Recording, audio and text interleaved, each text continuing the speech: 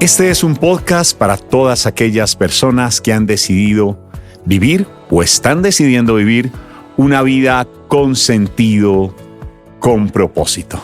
Estamos en nuestra temporada Diálogos que Inspiran. Nos ha costado trabajo aceptar lo que nos pasa.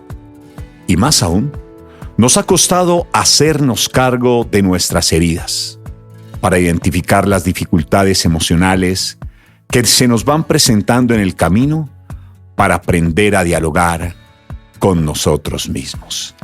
Francely Valencia Morales, y ella es nuestra invitada en este episodio de nuestro podcast. Francely, hola, qué gusto, qué alegría estar contigo en esta temporada de Diálogos que Inspiran. Hola Diego, ¿cómo estás? Yo feliz, muchísimas gracias por la invitación. Me encanta este espacio, me encanta que personas como tú de verdad tengan esta iniciativa, este podcast con tanta herramienta de valor y de crecimiento personal. Muchas gracias. A ti muchas gracias por aceptar esta invitación. Yo voy a empezar contando una infidencia. La infidencia es que pues a mí me gusta mucho leer y pues alguna vez en una librería, pues me encuentro con este libro de Hazte cargo de tus heridas. Y yo digo, wow. Y yo ese cerebrito ahí, yo, como con interés de seguir profundizando hasta en neurociencia y demás. Y veo ese título, además, sana tu pasado y mejora tu presente con herramientas de neuropsicología. Y yo dije, wow, me lo llevo para la casa. Y pues como esto es un video podcast, me da para también mostrar, ahorita le mostraba a Francely antes de iniciar la grabación, que lo disfruté. Yo creo que uno con los textos, además que así lo propones, son para interactuar, ¿no? Barrayar y ponerle uno y demás. Hablemos un poco de Francely porque ahorita nos vas a contar qué inspiró. Lo que quiero decir es que disfruté muchísimo. Es uno de los libros que más he rayado, que más sticker le he puesto durante toda la lectura porque tenía frases muy poderosas que creo que son herramientas de transformación y de vida. Y cuando pensamos en esta temporada, ¿cómo no invitar a esta mujer, una colombiana que es psicóloga, ¿cierto? Psicóloga y que además ha estudiado en una especialización en evaluación y diagnóstico neuropsicológico, magíster en neuropsicología, autora precisamente de este libro Hazte cargo de tus heridas, que les decía. Y Francely, hablemos un poco de ti. ¿Qué pudiéramos compartirle a las personas que nos están acompañando en este video podcast? Gracias. Bueno, les cuento cómo me presentó Diego. Esa es mi parte profesional, pero como persona, a mí siempre me gusta pues abrir como mi corazón y mostrarles quién soy yo realmente, porque pues yo no soy un título, yo no soy, cierto, algo exterior, sino que yo soy una persona que, bueno, primero amo profundamente a Dios, ¿sí? Estoy en un caminar en donde me hago cargo de mis heridas desde hace 5 años, ¿sí? En el sentido de que nos enseñan siempre a estar en una vida en donde hay que hacer para luego tener, ¿sí? Y no, resulta que por situaciones y golpes de la vida, crisis, desiertos como los queramos llamar, nos van enfocando a otra cosa y es adentro, donde uno se encuentra, ¿sí? Entonces, les cuento que en este caminar he estado muy en mí, en desarrollar virtudes como el amor incondicional, el valor de la virtud de la disciplina, de ser una mujer respetuosa, de ser una mujer también que quiere dar lo mejor de sí a cada una de las personas, y por la bendición de Dios pude escribir este libro con mucho amor, donde he plasmado las herramientas que he podido verificar en mi vida para ser una persona que hoy puedo hablar claramente, tengo y gozo de una buena salud mental que cultivo todos los días, que digo, vivo libremente, porque muchas veces nos encarcelamos, ¿sí? Y no hablo físicamente, sino mentalmente, ¿sí? Nos hacemos dependientes de otras personas, nos hacemos dependientes también de nuestros propios deseos, de ese ego, ¿sí? Y no nos hacemos libres. Entonces estoy como en este caminar muy feliz, atendiendo a mis pacientes que amo. Yo soy psicoterapeuta y aplico todo lo que son las herramientas de las neurociencias y el humanismo y ayudo a los pacientes a transitar ese proceso desde la raíz, desde sanar esas heridas emocionales, porque andamos con una falsa identidad, Diego. Muchas personas hoy a su edad, en su presente, no saben quién son. quién son, cuál es su propósito de vida, cuál es su identidad. Ni identidad, sentido ni propósito tienen, ¿sí? Y uno piensa que es la misma vida que nos lo va dando. No, hay que hacer un par, hay que mirar hacia adentro, porque cuando nos vamos muy afuera nos perdemos. Cuando empezamos ese proceso de introspección, de ir hacia adentro, justo ahí es donde nos encontramos. Liderar adentro para liderar afuera. ¿Cierto? Correcto, muy bien. Ese es como ese camino, un viaje de vuelta primero a nosotros mismos para poder hacer esa revisión en ese mundo interior.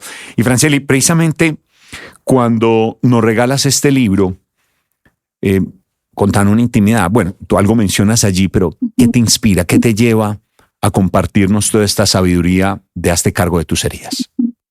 Bueno, yo era una joven, bueno, todavía lo soy, pero era más joven,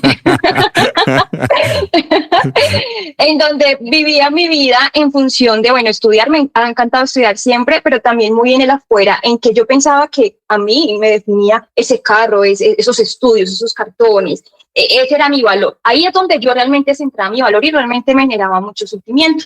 Yo he sido una mujer por lo general, de parejas estables, y yo compartía mi vida en ese momento con un novio muy importante en su momento, con una persona que marcó un antes y un después en mi vida, una persona bien interesante, muy inteligente, con muchos valores, pero también con muchos procesos de aprendizaje. Él muere, a él le hacen un atentado sicarial, él muere, y digamos que eso ha sido una de las cosas más fuertes que yo he vivido en mi vida. Y eso que he vivido muchísimas cosas, de verdad que me han pasado muchas cosas, pero ese fue como un golpe de la vida muy fuerte, en donde yo identifiqué que yo tenía dos grandes opciones ahí en ese momento. O esto lo transitaba desde el sufrimiento y culpaba a todo el mundo del por qué, la famosa pregunta del por qué, y yo ahí entendí que por más que me preguntara por qué, la única respuesta iba a ser porque sí. Porque así es la vida, porque así pasó, o sea, eso no me llevaba a nada. O elegía vivir esto desde el discernimiento, que ahí es donde empecé a ahondar y puse mis herramientas que tenía ya como profesional. Desde la neurociencia eso se llama metacognición, ver más allá del dolor. Entonces tenía esas dos grandes opciones y la vida a partir de esa situación pues me llevó a tomar esa decisión. Entonces empiezo mi caminar, además porque pasa lo siguiente, cuando hay una calamidad, pues en Colombia hay, digamos que por ley nos dan una semana, pero de en adelante usted tiene que seguir trabajando. Y yo pues tengo una responsabilidad muy grande al estar frente a otra persona que también busca ayuda. En ese entonces yo trabajaba en sí como neuropsicóloga. Básicamente les voy a explicar de una vez acá ese abrebocas de qué es la neuropsicología para las personas que de pronto no han escuchado de ella. Es una disciplina de la psicología que estudia la relación entre el cerebro y la conducta. Entonces, de por sí, un neuropsicólogo lo que hace es evaluar los procesos cognitivos superiores, como cuáles: inteligencia, memoria, atención, lenguaje, funciones ejecutivas, nupcias, prácticas, todo lo que hace de esos procesos cognitivos superiores del cerebro. Entonces, lo que yo me dedicaba era hacer evaluaciones neuropsicológicas. Yo evaluaba y diagnosticaba en niños trastornos por déficit de atención y hiperactividad, trastornos del desarrollo intelectual, en adultos demencias, todo el tipo de demencias, ¿cierto? Entonces, no me identificaba tanto como esa parte de la psique y de la emoción, ¿cierto? Sino como más bien de esos procesos cognitivos. Pero a partir de mi experiencia, yo dije, venga, no, yo tengo, o sea, yo no puedo seguir así porque yo empecé en un proceso de una tristeza. Yo sé automáticamente las evaluaciones porque uno ya la practica, hace el maestro, como dicen, entonces ya automáticamente, digamos que era pasar, ¿cierto? Ese protocolo de evaluación, pero no era yo. Yo siempre he sido alegre, ¿sí? Entonces no era yo, hasta que un día yo llego y me levanto y me miro y digo, no, esta no soy yo, no puedo seguir así. Entonces empecé a aplicar, empecé a mirar hacia adentro y yo digo, bueno, por algo tendré esta profesión. Y empecé a interiorizar, empecé a leer, empecé esto, hice primero mi trabajo, tengo que confesarles, y como 6 meses después consulto con una psicóloga especialista en duelo. Gracias a Dios me fue muy bien y me dijo, no, has hecho un buen trabajo. Sin embargo, pues empecé, ¿cierto? Ella me hizo ese acompañamiento, que eso es muy importante.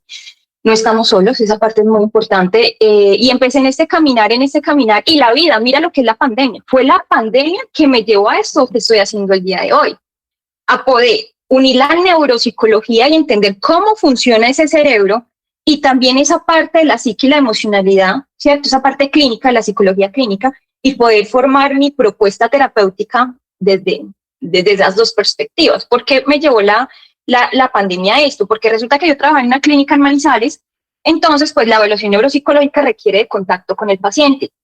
al pasar la pandemia, pues uno no podía, o sea, ahí es donde entra la virtualidad y pues yo cómo hago para pasarle unas pruebas que son manipulativas al paciente, imposible. Entonces eso nos llevó a que la clínica, que amo esa clínica de verdad y agradezco profundamente porque hizo una reestructuración y nos envió, yo trabajaba en consulta externa y me enviaron para hospitalización. Y pues, mejor dicho, nos dijeron, pues defiéndanse allá, apoyen en lo que puedan apoyar.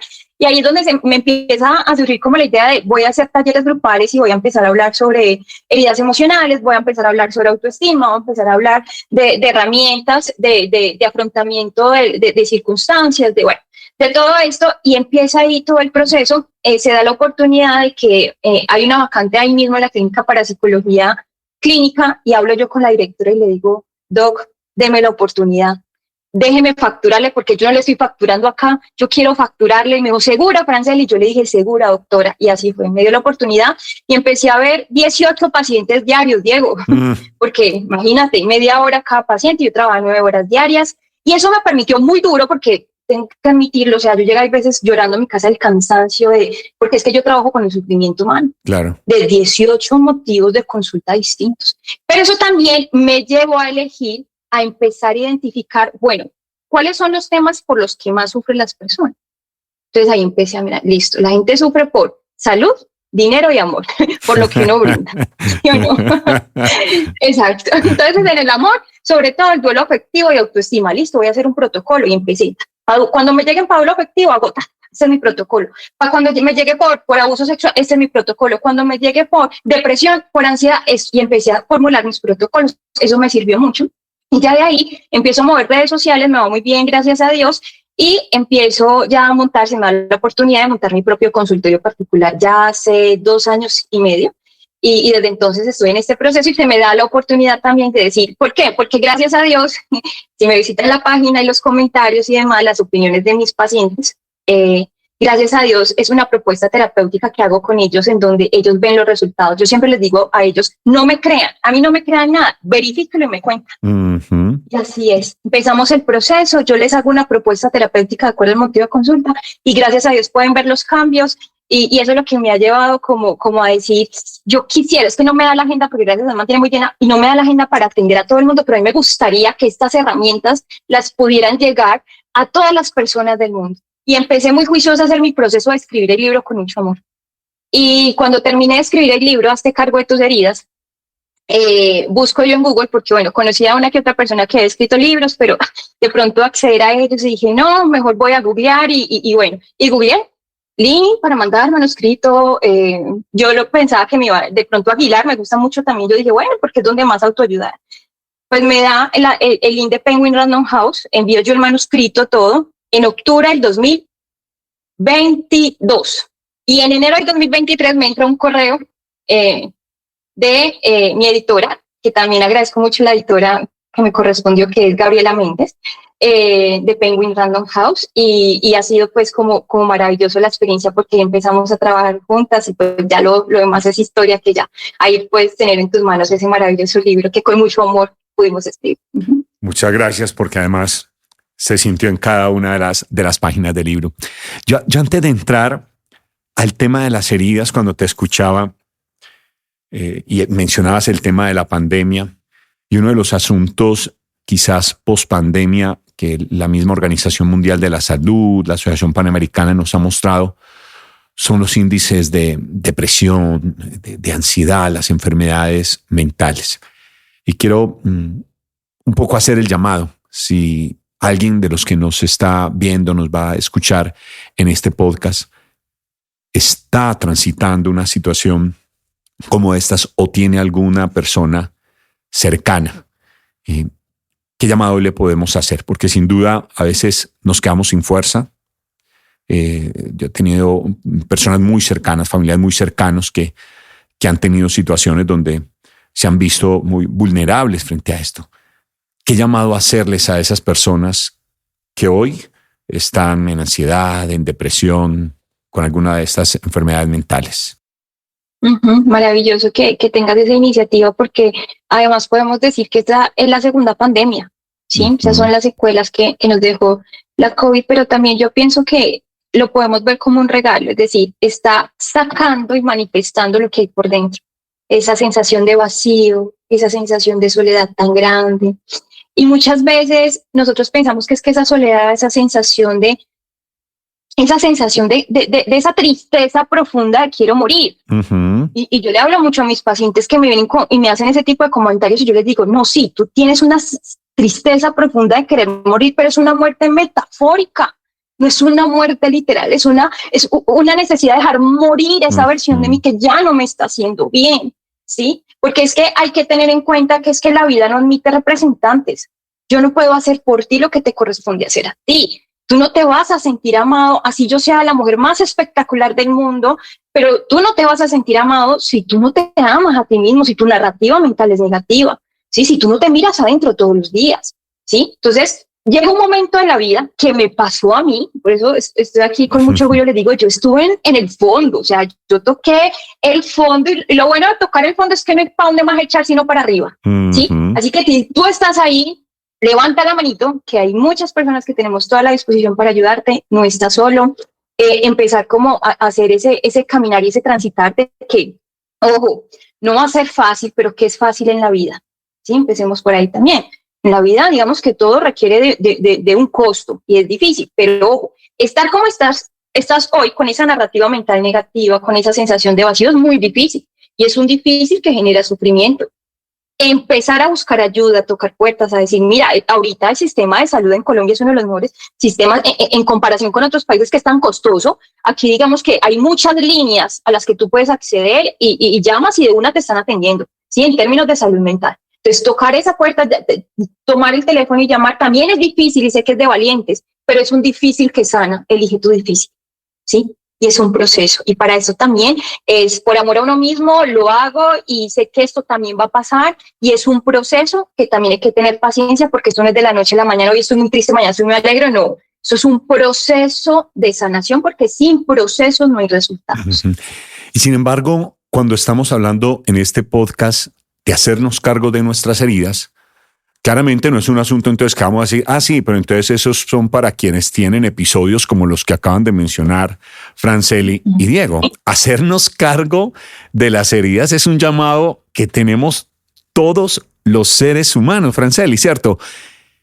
Y son esas heridas. Una persona como que, ¿cómo así que las heridas? No están hablando de heridas físicas, ¿no? Que alguien dirá, ay, no, sí, pues se aporrió, le salió sangre, tiene una herida. No estamos hablando de esas, aunque podríamos hacer una analogía entre ambas.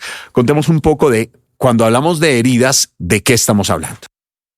Listo, entonces quiero explicarle lo siguiente. A ver, cuando un bebé nace, es un lienzo en blanco, ¿cierto? ¿Ustedes cuando han visto un bebé criticar o juzgar a alguien? No, nunca, ¿cierto? Eso se va aprendiendo a lo largo de la vida. Resulta que nuestra personalidad, es decir, nuestra forma de ser, se compone por dos grandes aspectos, temperamento y carácter.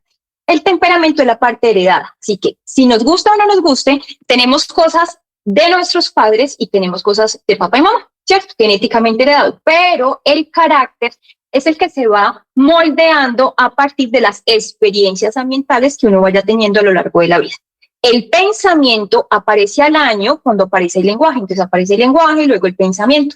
El cerebro de cualquier ser humano, de los 0 a los 7 años, aprende por medio de dos mecanismos principalmente, por imitación o por contraste. ¿Qué quiere decir imitación?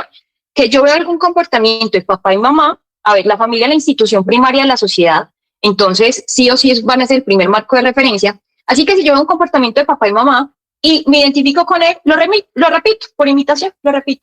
Pero si yo veo algo, pronto algo que parece muy horroroso, entonces trato de hacer lo contrario, ¿sí? Resulta que toda esa información que yo voy viendo en mi ambiente va quedando almacenado en mi cerebro como forma de creencias, que es una creencia, es una verdad para mí que aún no ha sido verificada, ¿sí?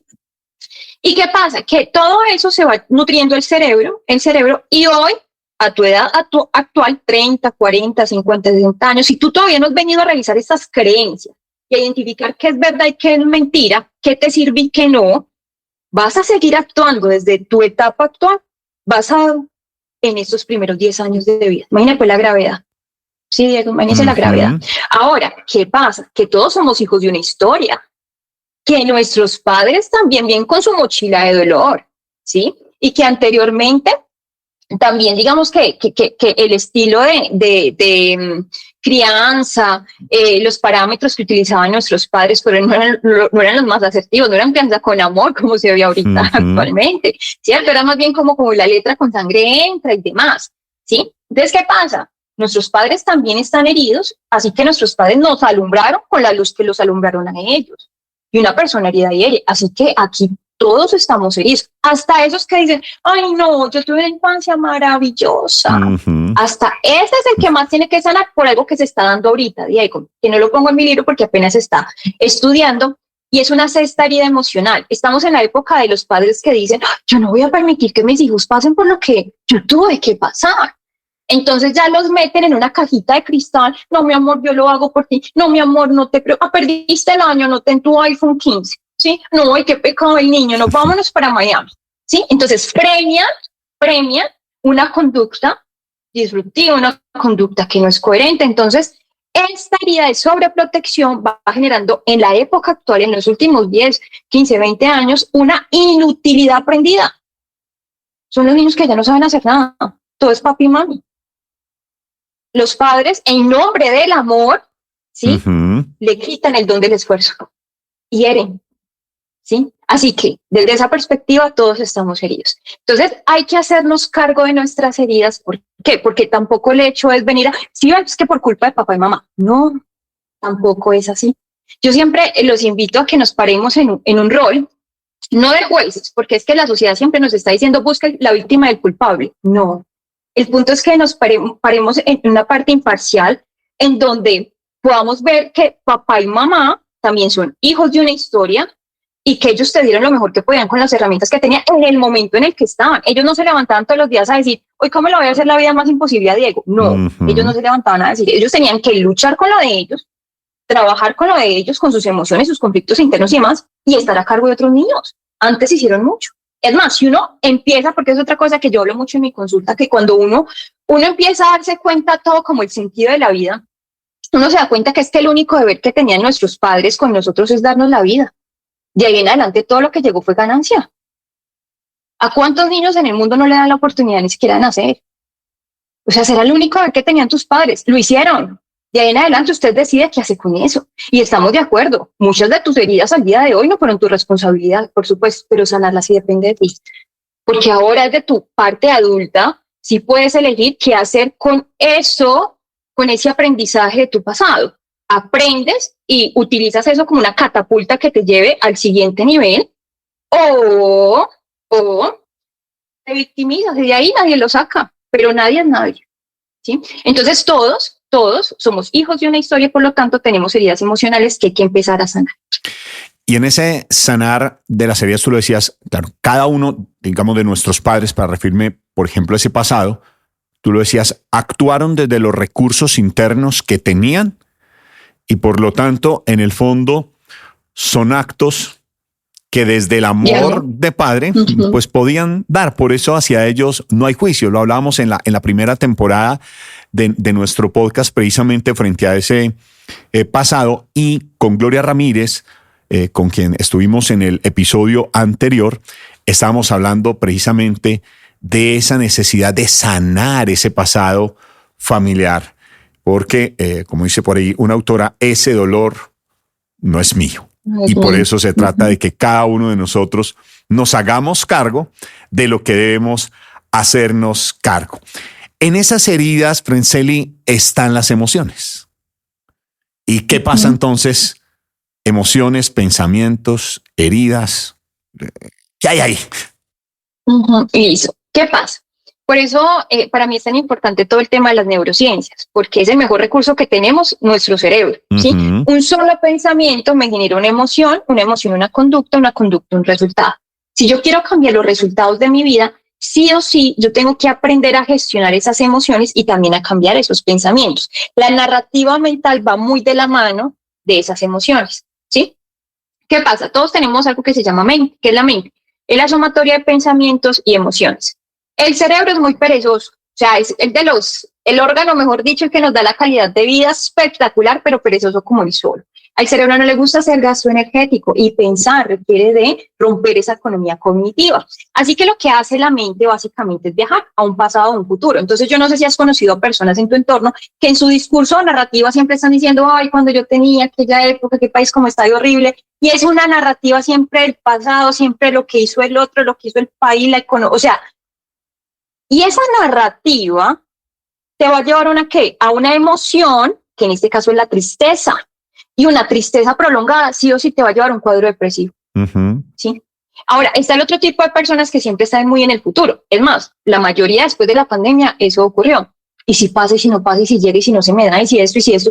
Espera que ni tú ni yo lo sabemos. Es más, la ciencia, gracias por la ciencia, hace 3 años ya, en la Universidad de Pensilvania identificaron que el 91.4% de las cosas que imaginamos que pueden llegar a suceder no suceden. Pero usted, sentadito en la sala de su casa, pensando, queriendo adivinar el futuro, aparte porque somos anticipadores de desgracias y no nos imaginamos todo lo maravilloso que puede ocurrir, no, nos imaginamos lo peor, ¿sí?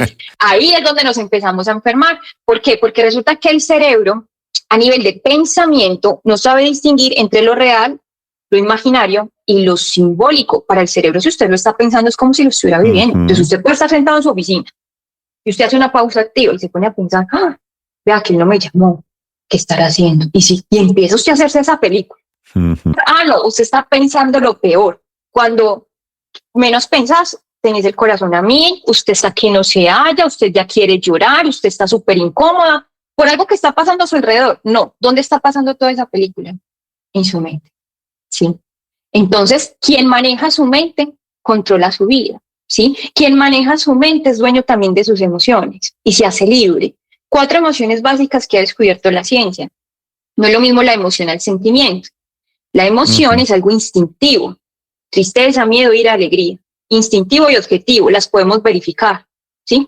Ejemplo, si en este momento nos dicen que un familiar falleció, ¿cómo nos sentiríamos?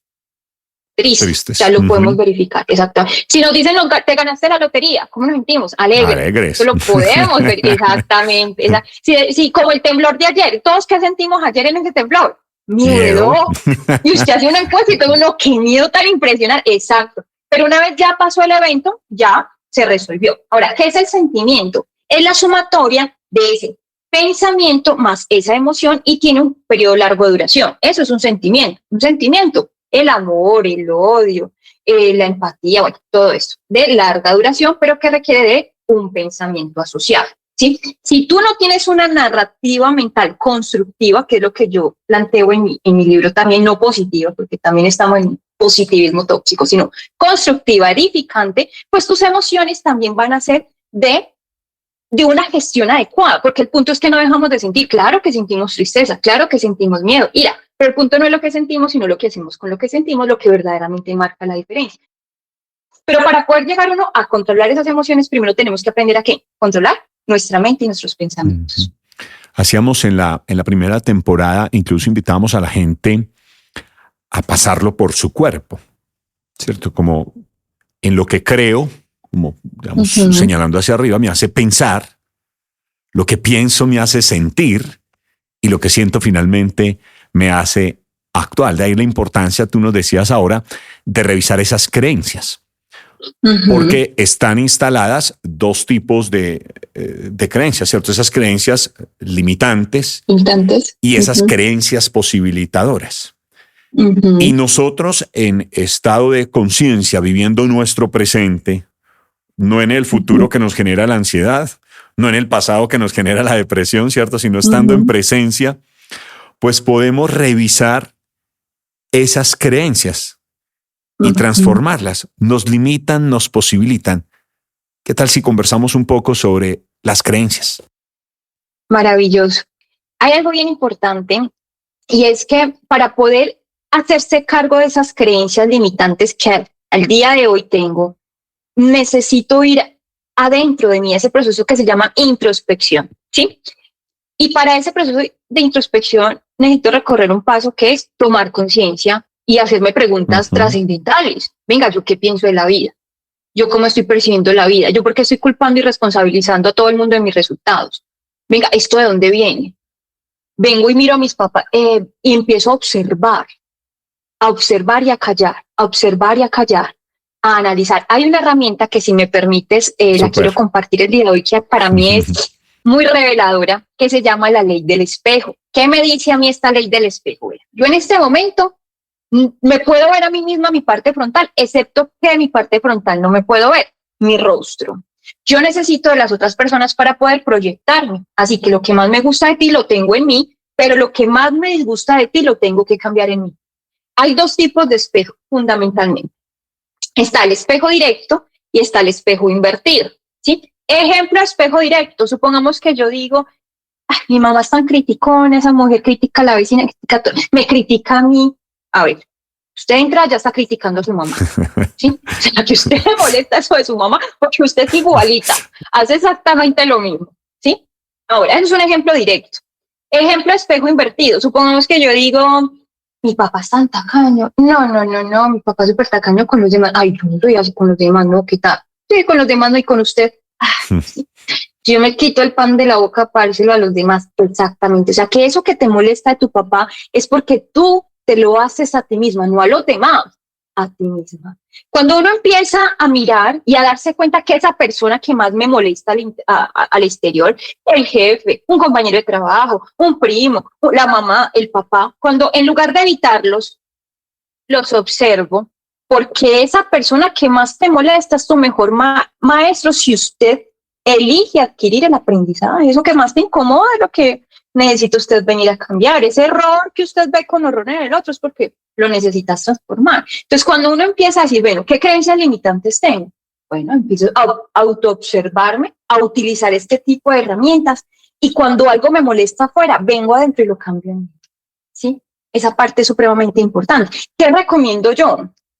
No es porque sea neuropsicólogo, no, pero al César lo que es del César, uno necesita un proceso de acompañamiento. Es como la lógica. Yo no sé por qué esta lógica tan ilógica en los seres, en la sociedad, en qué momento eso ocurrió, no lo sé. Porque cuando uno le duele una muela, ¿qué es lo más sensato? Corra para el odontólogo, ¿cierto? Cuando usted, no sé, se fracturó el brazo, corra para donde el médico. Pero porque cuando tenemos un problema se corre donde el amigo de la vecina.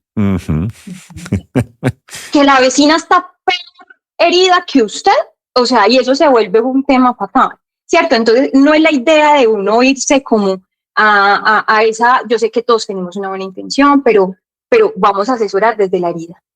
Entonces, siempre mi recomendación es, hágase cargo. Qué rico que estamos al inicio del año, qué rico que usted diga, este año va a ser mi año. No voy a fijarme en conseguir cambiar de carro, de casa, no. Voy a empezar por el inicio, que es el ser. Sí, porque usted puede comprarse la super casa, pero no tener un hogar. ¿Sí? Usted puede tener el reloj más espectacular, pero ni siquiera tiene ni tiempo para usted. Entonces, por eso es que ahorita la gente tiene más dinero, pero hay gente tan pobre que lo único que tiene es eso, dinero, no tiene nada más. ¿Sí? Entonces, acá es donde tenemos que empezar por el inicio, el ser. Entonces, hágase cargo, vaya, busque esa psicóloga, ese psicólogo que le llame más la atención, con el que usted conecte y empiece su proceso de autoobservación, de sanación y de transformación. Y en ese de sanación, de transformación, entremos a este bloque de cierre, Francely, hablando de nuestras heridas, para retomar un poco del inicio. O sea, ¿cuáles serían esas heridas que están allí y cómo se manifiestan, digamos, en el ser humano? Listo. Yo tomo como referente a una autora que pude verificar en gran medida su teoría en mi consulta, y esa autora se llama Liz Bourbeau, ¿sí? Espectacular el libro que escribió, Las 5 heridas del alma. Entonces ella dice que de acuerdo a la interpretación o a la vivencia literal que haya vivido un ser humano, pues así se instaura la herida, ¿cierto? Entonces vamos a ver cómo se instaura. Está la herida del abandono. La herida del abandono no solamente surge porque alguno de los dos padres no esté presente, no, puede que sí, pero afectivamente son fríos y distantes. Entonces el niño interpreta esta situación como no me están supliendo mis necesidades afectivas, me siento solo. Y de grande, su mecanismo de actuación va a ser desde la dependencia emocional. O sea, racionalmente sabe que ese amigo, que esa pareja no le conviene, pero se quedan ahí por miedo a quedarse solos. Pero ojo, aquí está la gran noticia. Es que usted por miedo a que el otro no lo abandone, se termina abandonando ¿a quién? A sí misma. Entonces, por eso la herida va a ir creciendo. Y ahí les hago una cuña. Esta herida de abandono, que la tienen muchos, es la más fácil de sanar. Es de las más fáciles de sanar, pero pues tenemos que hacernos cargo. Entonces, esa herida de abandono se instaura porque alguno de los dos padres o falleció la mamá o el papá se fue, no hubo papá, X, Y o Z, o puede que los dos estén, pero mantienen ocupados. O son muy fríos, no hay nada de cariño, no hay nada, ¿sí? Bueno, está la herida del rechazo que se da desde la gestación a los primeros años de vida. Acá también voy a hacer un paréntesis para aclarar algo que la gente siempre malinterpreta y dice y piensa que hay niños accidentes. Jamás. Ningún niño es accidente porque o conscientemente la mamá lo deseaba o inconscientemente lo deseaba. Entonces, no hay accidentes. Hay sorpresas, que es diferente. Hay sorpresas. ¿Lo esperamos o fue una sorpresa? ¿Cierto? Pero entonces la herida del rechazo se instaura precisamente porque fue una sorpresa. La mamita y el papito les costó mucho como procesar la llegada de ese bebé. Y de grandes, estas personas, su mecanismo de actuación es ser huidizos, son muy evitativos. Ay, no, deje así. No, bueno, está bien, yo no digo nada. Siempre están evitando esa confrontación, ¿sí? Esta es la herida de la humillación, que viene de padres que se burlaban de ellos, les hacían bullying en la casa, o los comparaban con los primitos. Es que mire su primito, no, es que el primito no. En cambio, mírese usted. Entonces siempre estaban en función de criticarlos, en función como de humillarlos. De grandes, esas personas mantienen con un sentimiento de culpa y de vergüenza súper grandes. Terminan de hablar con alguien y empiezan, ay, ¿yo por qué le dije eso? Haber utilizado, o sea, a toda hora la culpa y la vergüenza los mueve mucho. Son muy masoquistas también. Está la herida de la injusticia, que viene de padres muy estrictos, muy disciplinados, del tipo que usted les llevaba, ay, mira, papá, saqué 4 o 5, ¿y qué le faltó para el 5? Para la próxima yo espero el 5. Muestra esos platos, no. Para la próxima me los lavo mejor, muestra esa cama, no. Sí, entonces como que en nombre del amor empiezan a lastimar esa perfección y empiezan a generar en sus hijos un estilo de pensamiento de mucha rigidez. Les cuesta mucho flexibilizarse. Son esos perfeccionistas donde no encuentran un justo medio. No, es blanco o es negro. ¿Sí? Entonces sufren mucho porque siempre están en función de la perfección y ya sabemos que no hay nada en el mundo perfecto. Y aparte de la perfección están en carencia. Lo felicitan, ay, cómo le fue bien, mira esos resultados tan maravillosos que hice en el trabajo. No fue lo suficiente. O sea, siempre están en carencia, sufren mucho. Y está la herida de la traición. Esa herida de traición se instaura porque o alguno de los padres fue infiel y permearon a sus hijos de esas infidelidades, triangularon esa relación con los hijos, o no eran de los que no cumplían acuerdos ni promesas. Mañana paso por ti para que vayamos al cine. Mentiras que no pasaban. Entonces, claro, estas personas de grandes, esa herida de traición los lleva a ser muy controladores. Necesitan planificar todo, estar torres de control para que no, pues los vuelvan a traicionar y pues no volver como a recurrir a ese error. Pero lo más gracioso de todo, Diego, es que y como no los hacemos conscientes, hoy ya en nuestra parte adulta elegimos desde la herida, sobre todo en el tema del amor. Lo que más nos genera cambio y transformación es el amor, ¿sí? Entonces, tú llegas y por ejemplo, alguien con herida de abandono, no se enamora del que les lleva la cartica, del que es tiernito, no, ese es el bobo, ¿no? No, usted se enamora del maloso, de ese que usted, no, conmigo no, a mí no me va a abandonar. Claro, el cerebro, porque es el cerebro y dice, es que me emociona y son unas maripositas y mi amor, eso es ansiedad, es el cuerpo diciéndote que ahí no es. Claro, porque la mente entra en un proceso de disonancia cognitiva. Usted sabe que el mal es maloso, pues por decirlo de alguna manera, es decir, que no se sabe amar, que es el coqueto, que es cierto, que él está con una y con otra, pero usted empieza a justificar, no, yo voy a ser diferente, yo ahí lo voy a, él va a aprender a amarme, porque es que lo empiezas a justificar, pero el cuerpo sí empieza a manifestar y usted lo interpreta como, estoy enamorada, pero no, realmente eso es ansiedad. Entonces lo que hace es que usted se conecta con este hombre, porque el cerebro que quiere, otra vez, utilizar la misma metodología de la infancia, esperando que el resultado sea diferente esta vez. No, pues va a ser el mismo, te va a terminar dejando porque es que eso que él hace no tiene nada que ver contigo y tiene todo que ver con él también con su vacío emocional y su raíz de deseabilidad, X, Y o Z. ¿Sí me va a comprender? Entonces empezamos a andar en un mismo círculo para profundizar la herida hasta que usted por fin dice, ay no, venga, debe haber otra formita. Y ahí sí viene adentro y dice, oh, claro, es que yo interpreté esto en mi infancia. Claro, yo de mi papá, como papá yo no tengo queja, pero como hombre, no, esa vida que le dio a mi mamá. Y mira tus parejas, si son parecidos a mi papá, y dicen, sí. O sea, eso es un proceso tan hermoso que cuando uno empieza, uno dice, más de un paciente me dijo, yo, ¿por qué no me di cuenta de esto antes? No, sí, antes, sí. Pero llegará en el momento en que exacto, se necesita, porque es cuando tienes precisamente probablemente uno la capacidad de decisión o las herramientas a mano para poder hacer el proceso. De comprenderlo. Siempre exacto. Tenemos la posibilidad de estar en ese llamado, un viaje de vuelta. Como iniciamos este episodio, el liderazgo empieza adentro. En la primera temporada hablábamos, en un episodio lo denominamos lidérate, el camino comienza adentro. Y creo que es parte de esa invitación. Vamos al llamado a la acción para ir cerrando, que le encantaría uno quedarse más rato con Francely conversando. Con este recorrido que hemos hecho, Francely, ¿qué herramienta le podemos entregar de vida, el llamado a la acción? Porque listo, nos escuchan nuestra reflexión, la información, tu conocimiento, tu experiencia, toda tu sabiduría. Y de nuevo, gracias por entregarla, pero también como qué regalito les podemos hacer a quienes van a ver este podcast. Perfecto. Lo primero que todo, yo creo que esto es una regla de oro de transformación. Y ojo a esto, nunca va a haber amor suficiente en el mundo para llenar el vacío de no amarte a ti mismo. Usted puede cambiar de pareja, usted puede comprar casa, carro, beca, pero usted, por novedad y dopamina, usted al inicio se siente fabuloso, pero luego vuelve a un hueco peor, a sentirse cada vez ese vacío infinito. Así que la mirada es acá, ¿sí? Necesitas todos los días empezar a ser consciente cómo te sientes, qué estás pensando, qué necesitas y hacerse cargo de esas necesidades. No es poner tu felicidad en manos de los demás, no, la vida no admite representantes. Y ojo, quien no es capaz de ser feliz solo, consigo mismo, nunca va a ser capaz de ser feliz acompañado. Yo opino que deberíamos poner de moda el tema de la solitud. ¿Has escuchado ese término, Diego? Sí.